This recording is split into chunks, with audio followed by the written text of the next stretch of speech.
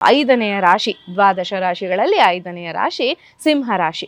ಸಿಂಹರಾಶಿಯವರಿಗೆ ಏನಪ್ಪ ಫಲ ಅಂತ ಯೋಚನೆ ಮಾಡಿದ್ರೆ, ಸಿಂಹರಾಶಿಯವರಿಗೆ ಇದು 11ನೇ ಮನೆ. 11ನೇ ಮನೆಯನ್ನು ನಾವು ಫುಲ್ಫಿಲ್ಮೆಂಟ್ ಆಫ್ ಡಿಸೈರ್ಸ್, ನಮ್ಮ ಆಸೆಗಳನ್ನು, ನಮ್ಮ ಒಂದು ಏನು ಮನಸ್ಸಲ್ಲಿರುವಂಥ ಯಾವುದೇ ಗುಪ್ತವಾಗಿರುವಂಥ ಆಸೆಗಳಿರಬಹುದು ಅದನ್ನು ಫುಲ್ಫಿಲ್ ಮಾಡ್ಕೊಳ್ಳುವಂಥ ಮನೆ, ಅದನ್ನು ಈಡೇರಿಸಿಕೊಳ್ಳುವಂಥ ಮನೆ, ಅಂಥ ಮನೆಗೆ ಗುರುವಿನ ಪ್ರವೇಶ. ಸೊ ನಿಮ್ಮ ಎಲ್ಲ ಆಸೆಗಳು ಪೂರೈಸಿಕೊಳ್ಳುವಂಥ ಅವಕಾಶ ಇರುವಂಥ ವರ್ಷ. ಆದರೆ ಈ ವರ್ಷ ನೀವು ಕೇರ್ಫುಲ್ ಆಗಿ ಇರಬೇಕಾಗುತ್ತೆ. ಯಾಕೆ ಅಂದರೆ ಶನಿಯ ಒಂದು ಅಷ್ಟಮ ಭಾವದ ಶನಿಯ ಪ್ರವೇಶದಿಂದ ಸ್ವಲ್ಪ ನಿಮ್ಮ ಆಸೆಗಳನ್ನು ಲಿಮಿಟ್ ಮಾಡ್ಕೊಳ್ಬೇಕು ನೀವೇನೆ. ಅಂದರೆ ತುಂಬ ಎಕ್ಸ್ಪ್ಯಾಂಡ್ ಮಾಡ್ಕೊಂಡು ನಾನು ಅದು ಮಾಡ್ತೀನಿ ಇದು ಮಾಡ್ತೀನಿ ಅಂತ ಹೋದರೆ ತೊಂದರೆ ಆಗ್ಬೋದು.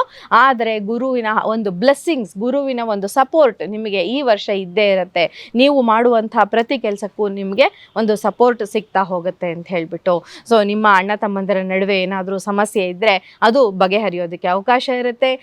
ಸಿಂಹರಾಶಿಯ ವಿದ್ಯಾರ್ಥಿಗಳಿಗೆ ಇದು ಶುಭ ಸಮಯ ಅಂತ ಹೇಳ್ಬೋದು. ಯಾಕೆಂದರೆ ಸಿಂಹದಿಂದ ಧನುರಾಶಿ 5ನೇ ಮನೆ ಆಗುತ್ತೆ. 5ನೇ ಮನೆ ಅಂದರೆ ವಿದ್ಯಾಭ್ಯಾಸದ ಮನೆ.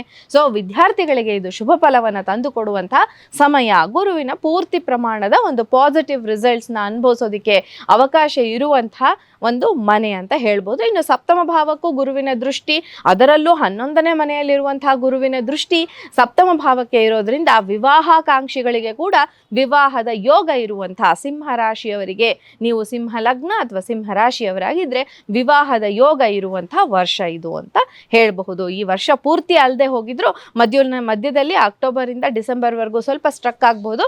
ಬಟ್ ನೀವು ನಿಮ್ಮ ಪ್ರಯತ್ನ ಏನಿದೆ ಅದನ್ನು ಕಂಟಿನ್ಯೂ ಮಾಡೋದಕ್ಕೆ ಅವಕಾಶ ಇದೆ. ಈ ವರ್ಷ ನೀವು ಮಾಡಿದ್ರೆ ಶುಭ ಫಲಗಳನ್ನು ಪಡ್ಕೊಳ್ಬಹುದು ಅಂತ ಹೇಳ್ಬಿಟ್ಟು